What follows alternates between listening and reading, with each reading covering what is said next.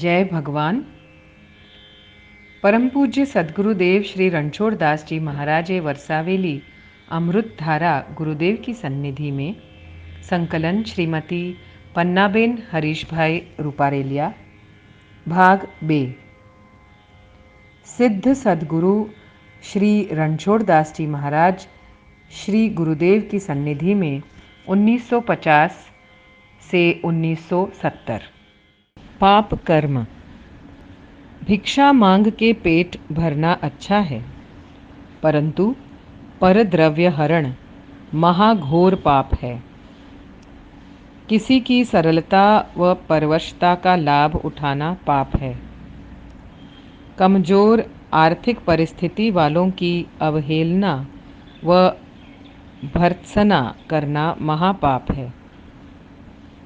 निज प्राण त्याग कर देना अच्छा है, परंतु दूसरे की हिंसा करना महाघोर पाप है। भूल कौन नहीं करता है? दोष किसमें नहीं है? निर्दोष तो केवल एक ईश्वर ही है, तो ईश्वर से भूल कभी नहीं होती। हम हमारे दोष देखे नहीं और सामने वालों से ही दोष रहित आचरणों की अपेक्षा रखें तो यहाँ हमारी पाप वृत्ति है, भारी अशुद्धि है। कोई ऐसे भी हैं जो समझते हैं कि हम तो तुम्हें पीड़ा असुविधा पहुँचाते रहेंगे, परंतु तुम हमको संभालते रहो और उत्पीड़क ना बनो। ऐसा मनुष्य पापी है, कारण वह बराबर है कि मैं तो दूसरों को पीड़ा देता हूँ, असुविधा पहुँचाता हूँ। जान कर भी जो उत्पीड़क बना रहता है वह पापी है। मौन रहना तो अच्छा ही है, परंतु असत्य नहीं बोलना चाहिए। लेकिन सत्य बात को जो छिपाता है, अर्थात इसलिए मौन रहता है, वह सर्व पदार्थों की चोरी का तथा सर्व अधर्मों का पाप भोगता है। इस पाप के दंड रूप में धन नाश के कारण होता है। पति पुत्र व प्रिय स्वजन की मृत्यु से होता तीव्र दुख तथा और भी कई प्रकार के तीव्र दुख, संताप व उद्वेग सत्य बात छिपाने वाला प्राप्त करता है। धर्माचरण से सुख शांति। यह पक्का निश्चय करो कि बिना धर्म पालन के सुख कभी प्राप्त नहीं होता। इसलिए धर्म पालन करना अनिवार्य है। धर्म पालन माने सदाचार। मनुष्य हो तो मनुष्यत्व के अर्थात मानवता के उत्तम आचरण क्या है? सत्याचरण व सदाचार क्या है? इसको खूब जानो, समझो और वैसा ही अपना जीवन बनाओ। मैं मानता हूँ कि मानवता का सबसे उत्तम आचरण यही है कि अपने मन को सदैव कोमल रखें, इंद्रियों को अपने अधीन रखें, न्याय व नीतिपूर्वक धन उपार्जन करें, गुरु व माता पिता तथा बंधु भगिनी में अर्थात अपने परिवार में प्रेम व निष्ठा रखें, अपने तन मन धन की शक्ति के अनुसार दान व सेवा करें, कर्तव्य निष्ठा पक्की रखें और परमार्थ में कदापि स्वार्थ बुद्धि न रखें। मनुष्य जीवन शांति की अनुभूति के लिए है। भोगों के लिए हाय हाय करने में ही जीवन पूरा कर देना बुद्धिमानी नहीं।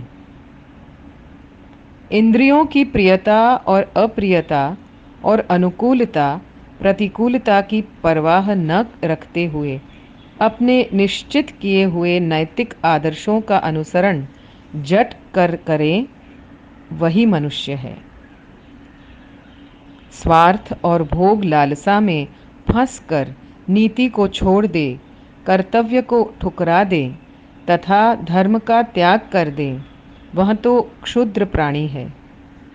मनुष्य जीवन स्वार्थ व इंद्रियों की पराधीनता में रहने के लिए नहीं, परंतु इंद्रियों को अपने वश में करके उनके सदुपयोग से स्वार्थ, मोह व रागादिक से ऊपर उठते हुए अपने नैतिक आदर्श को चरितार्थ करने के लिए है, अर्थात शांति, सुख व आनंद की अनुभूति के लिए है।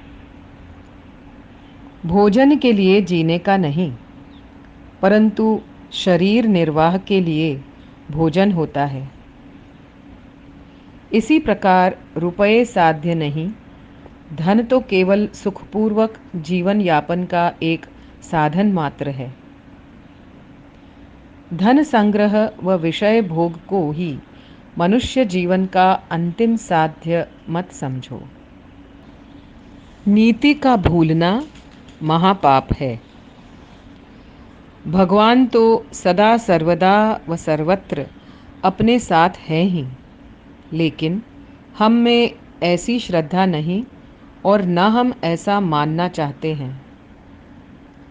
देखो, ईश्वर को नहीं मानने से ईश्वर को कोई हानि नहीं हो सकती, परंतु हमें तो अपार हानि होती है। और वह यही कि हम तो मनुष्य होते हुए भी दानव बनते जाते हैं और मनुष्य योनि देव तत्व प्राप्त करा देने की क्षमता वाली है। उसी के द्वारा दानव बनकर हम निकृष्ट योनियों में पहुंच जाते हैं। ईश्वर एक देशीय नहीं, परंतु वही है जो काल, स्थल, गुम आदि के एकमात्र नियंता है। भगवान में श्रद्धा, निष्ठा व प्रेम रखने से ही आत्मबल बढ़ता है। तब सत्याचरण कभी छूट नहीं सकता। सत्याचरण से व्यवहार शुद्धि और चित्त शुद्धि हुए बिना रहती ही नहीं। इसलिए श्रद्धा व निष्ठा को बिल्कुल ठोस सम्यक बनाओ। इष्ट देव व सद्गुरु को सदैव अपने सन्मुख देखो। ऐसा कभी मत मानो कि वे तुम्हें देख सुन नहीं रहे हैं या तुम्हारे साथ नहीं हैं। उनसे तो सदा भयभीत रहो। भयभीत किस प्रकार से? जिस प्रकार से तुम समाज व लोगों से भयभीत रहते हो। मैं कहता हूँ कि तुम मनुष्य से मत डरो, परंतु भगवान से तो कदम कदम और श्वास श्वास पर डरते रहो। मनुष्यों से डरते हैं, इतना अगर भगवान से डरें तो कल्याण होने में देरी नहीं लगेगी। तो तुम्हारे शुद्धिचरण व सदाचार में कोई त्रुटि नहीं रहेगी। परंतु हम करते क्या हैं कि अनीति, विश्वासघात, कर्तव्य भ्रष्टता इत्यादि का आश्रय करके बड़े लोग बनकर समाज से मान बढ़ाई पाते हैं। सोचो तो, यह कब तक? जब तक किए हुए अनीति कर्म खुले न हो जाएं। सतत याद रखना कि अनीति, असत्य व अधर्म खुले हुए बिना कदापि नहीं रहते। देखो, कुकर्म खुले होते ही समाज में अपकीर्ति व अवहेलना होती ही है। कानून की चुंगल में भी फंसे जाते हैं। फिर भी हम सर्वोपरि ईश्वर को भूले रहते हैं। यह पक्का जाने कि ईश्वर की सर्वोपरि अदालत तो रात दिन निरंतर अपना कार्य कर रही है। उसके कानून व दंड से आज तक कोई भी बच नहीं पाया है। इसलिए यह नितांत ध्रुव है कि नीति का भूलना महापाप है, जो निश्चित ही अशुभ फलदायी है।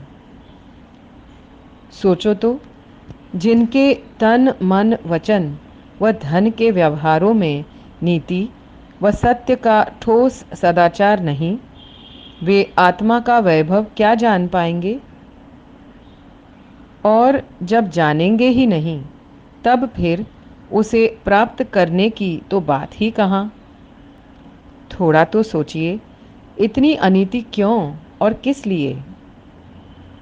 इतनी अमर्यादित भोग लालसा क्यों? इस पर सोचा है?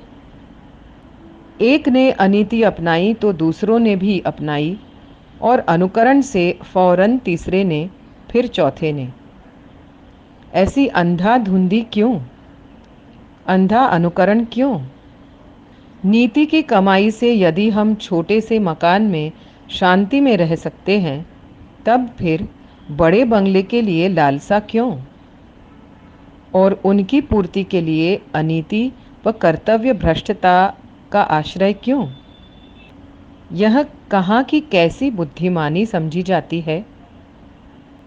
मनुष्य होय कै नहीं मुआ, मुआ डंगर ढोर। जो सुखभोग के पीछे अनीति व अधर्माचरण करके परिणाम में हमारी मनुष्य योनि ही छूट जाएं, ऐसी लालसा क्यों? अगर हम नीतिपूर्वक दाल रोटी प्राप्त कर सकते हैं, तो फिर मेवा मिठाई की लिप्सा करके अनीति का पापाचार न करें। जितनी जरूरियातें कम, उतनी प्रसन्नता। जितनी भोग लालसा कम, उतनी ही अधिक प्रसन्नता। कारण कि जितनी जरूरियातें कम, उतनी ही अधिक निर्भयता साध्य होती है, और निर्भयता से ही प्रसन्नता की अनुभूति रहती है। निर्भयता निष्पन्न होती है सर्वभूत हित भावना के ठोस अनुष्ठान से। हमारा जीवन ऐसा होना चाहिए कि हमसे प्राणी मात्र को किंचित भी हानि, कष्ट व पीड़ा न पहुँचे। किसी का भी किंचित भी अहित न हो। तब तो सब हमसे निर्भय रह पाएंगे ना। तभी परिणाम में हम भी निर्भय रह पाएंगे।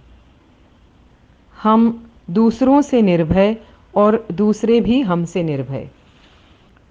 मानव समाज का यथार्थ रूप वही है जहाँ निर्भयता व प्रसन्नता की अधिकता हो, जहाँ चोरी न होती हो और न लूट, हत्या इत्यादि। आज जो है वह क्या है? ऐसा क्यों है? सबको सोचना चाहिए। जीवन में उचित परिवर्तन कर ही देना चाहिए। जो मनुष्य यह नहीं करता है, उसका मनुष्य जीवन निरर्थक होता है। चाहे कितना भी भोग भोग लो, भोगों से शांति व सुखानुभूति कदापि नहीं होगी। तुम अपनी ही बुद्धि व दृष्टि जागृत करके देखो, सोचो और समझो। यदि भोगों में ही सुख शांति होती, तो जितने श्रीमंत हैं वे बिल्कुल सुखी होते, और मेरे पास एक पैसा भी नहीं है तो मैं महान दुखी होता। परंतु अनुभव प्रत्यक्ष बता रहा है कि वास्तव में ऐसा ही नहीं।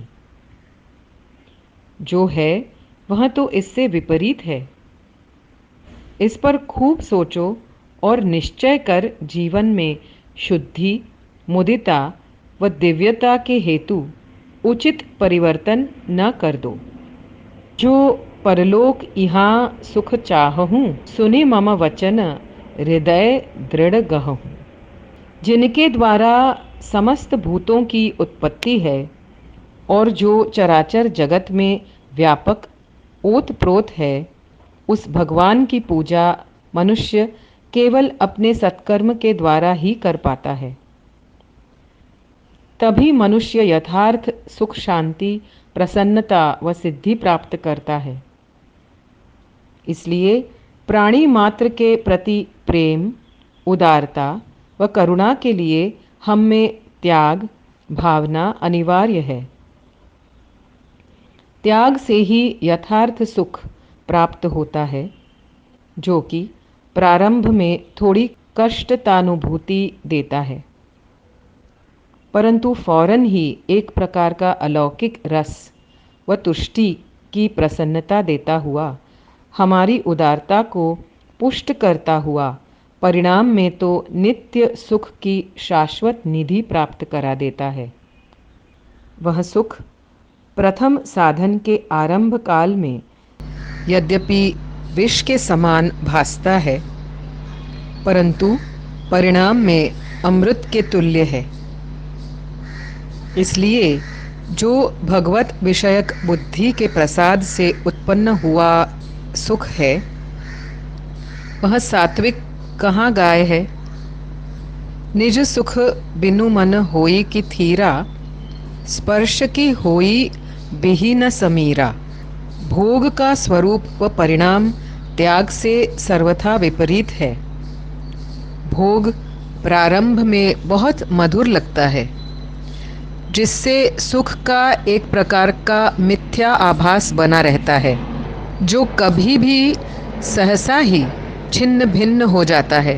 परिणाम में करारी चोट व दुस्सह्य दुखानुभूति दे जाए यह भोग, यह रजोगुणी सुख है।